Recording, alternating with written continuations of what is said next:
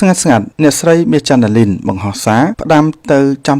ថាខ្ញុំជាមនុស្សស្លូតតែការស្លូតរបស់ខ្ញុំមិនឲ្យអ្នកណាមកជន់ឈ្លីខ្ញុំឡើយអ្នកប្រើប្រាស់បណ្ដាញសង្គមមួយចំនួនប្រកាសជាបានស្គាល់ហើយអ្នកស្រីមាសចន្ទលីនគឺជាម្ចាស់brandដែលល្បីឈ្មោះនិងជាបុគ្គលម្នាក់ដែលតែងតែជួយទៅដល់បងប្អូនប្រជាពលរដ្ឋដែលជួបការខ្វះខាតផងដែរយ៉ាងណាថ្មីនេះអ្នកស្រីបានបង្ហោះសារជាការផ្ដាំផ្ញើទៅបុគ្គលមួយចំនួនដូចនេះថាខ្ញុំទទួលស្គាល់ថាខ្ញុំស្លូតតែការស្លូតរបស់ខ្ញុំមិនដែលឲ្យអ្នកណាមកជន់ឈ្លីបានឡើយខ្ញុំមិនចូលចិត្តសម្ដែងភាពអស្ចារ្យនៅលើបណ្ដាញសង្គមថាខ្លួនជាមនុស្សខ្លាំងនោះទេក៏ប៉ុន្តែអ្នកដែលចង់មកជន់ខ្ញុំឬប៉ះខ្ញុំមិនដែលឲ្យរួចខ្លួនមួយឡើយមនុស្សខ្ញុំចូលចិត្តទាមទាររកយុត្តិធម៌ឲ្យខ្លួនឯងហើយក៏មិនចង់បានអ្វីច្រើនក្រៅតែពីអ្នកធ្វើខុសហើយដឹងខ្លួនខុសហើយចំពោះខ្ញុំវិញមានគោលការណ៍ផ្ទាល់ខ្លួនធ្វើអ្វីក៏ដោយមិនទៅរិះគន់គេឬឌឺដងទៅកាន់អ្នកដទៃដោយសារខ្ញុំគិតថាមនុស្សយើងធ្វើអ្វីបាននឹងបើយើងមានគោលបំណងទៅប៉ះគេនោះគេក៏មិនលើកលែងឲ្យយើងរួចខ្លួនស្រួលផងដែរ